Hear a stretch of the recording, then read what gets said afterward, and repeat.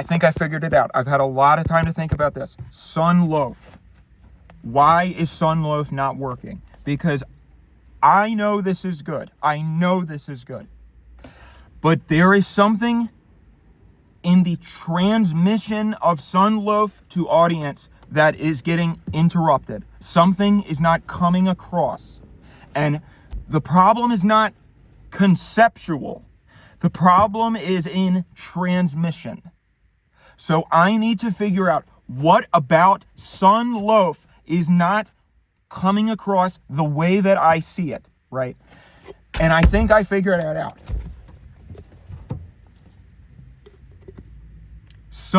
Radish.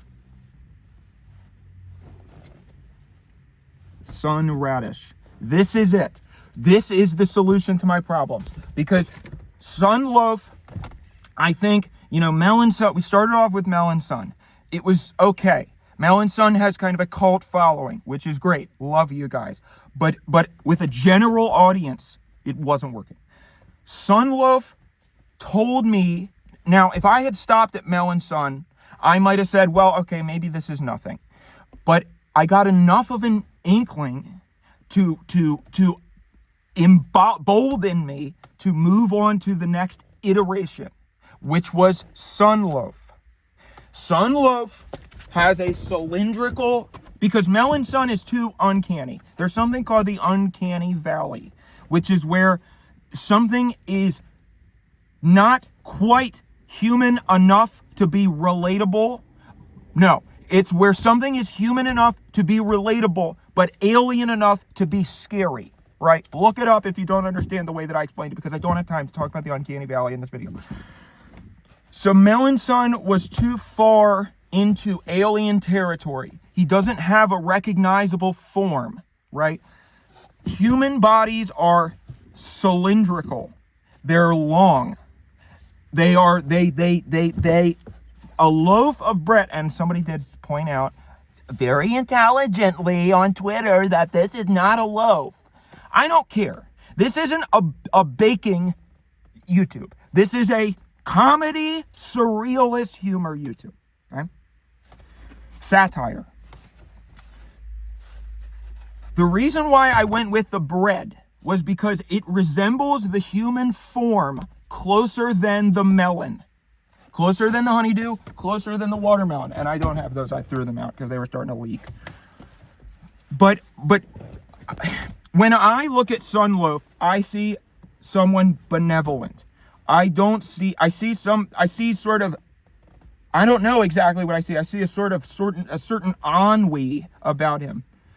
But I think the issue is some people can see that vision too. My vision of Sunloaf is what I have to do is I have to figure out how to get my vision of Sunloaf to be transmitted to the audience, so that the audience sees my vision of Sunloaf. You cannot leave the audience so astray that they see Sunloaf floating in the ether and they don't know how they are supposed to receive it. That is the problem with entertainment. That is what you need to figure out in order to entertain an audience. You need to figure out how to take your ideas and lube them up in such a way that they go right in. I apologize for the crass metaphor, but it is kind of like that. The problems that Radish solves is that I think that Sunloaf was too uncanny valley. Radish has this wispy tail like this.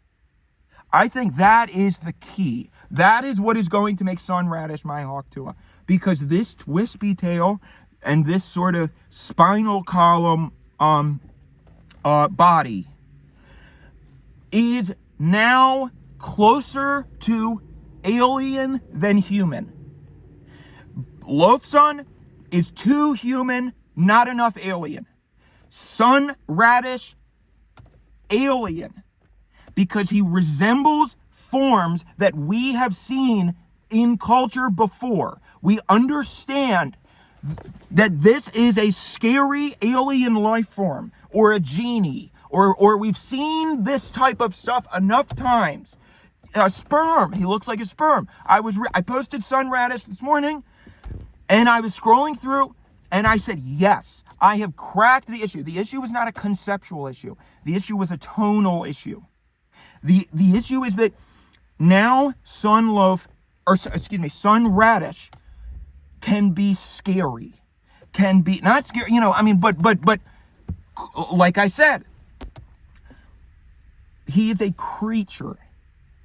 Half human, half radish. It's very, very simple to understand, which is why it was so frustrating to me, why I just couldn't, and people were texting me. I genuinely took Sunloaf out yesterday. I literally took Sunloaf out because I was going to do a photo shoot. I went downtown Highland Park. I went to the playground at Yosemite Rec Center, and what I was doing was I was just carrying Sunloaf around to people in public so that I could get I would see their unfiltered opinions. What does Sunloaf look like when he's out in the world? How does the average person respond to Sunloaf? What reactions do they give me? Again, thinking about the transmission.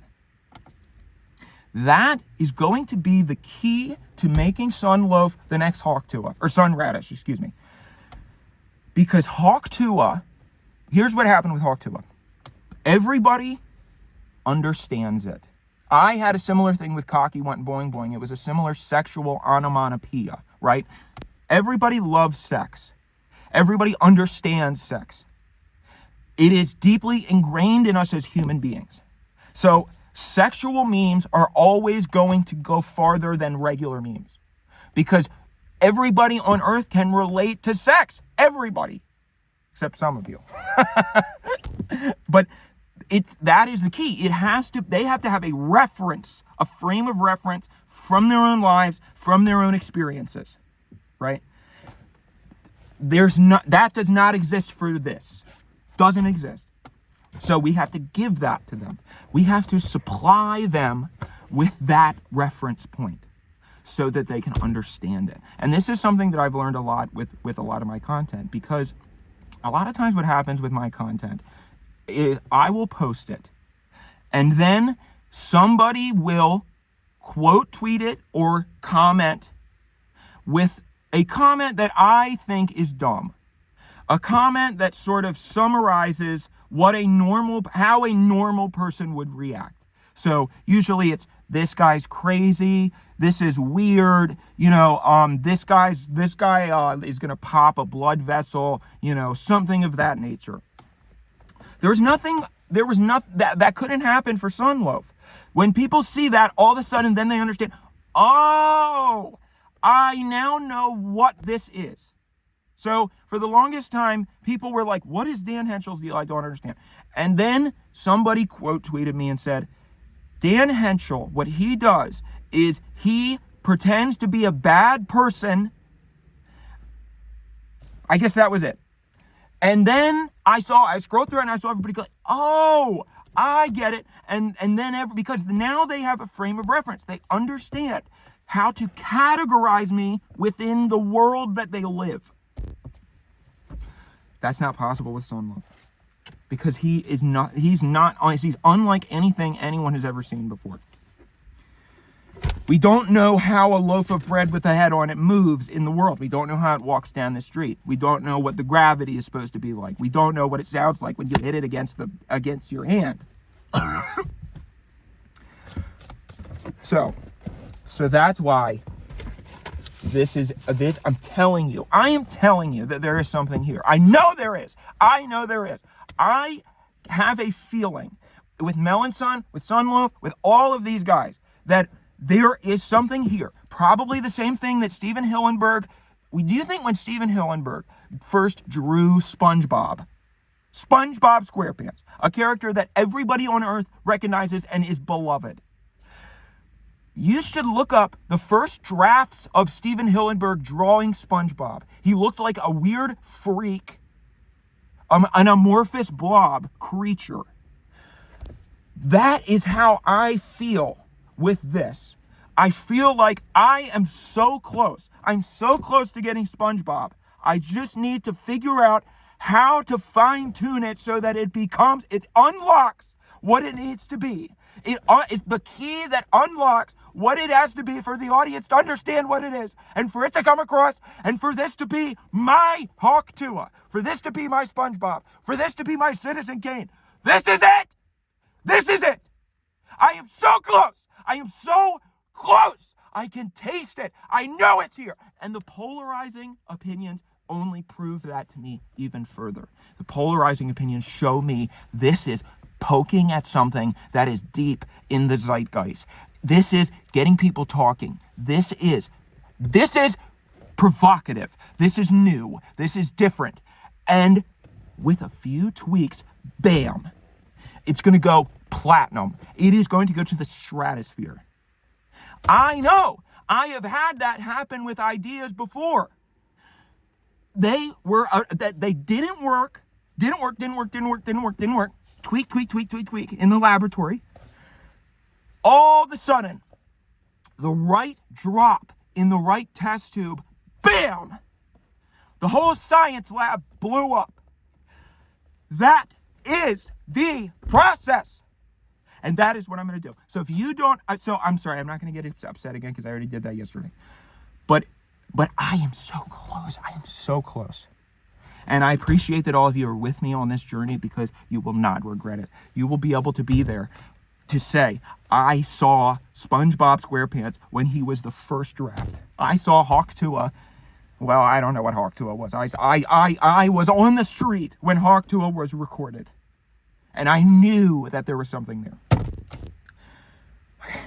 All right. Okay, I'm excited. This is going to be a big day. It's going to be a big week. It's going to be a big month. Here we go.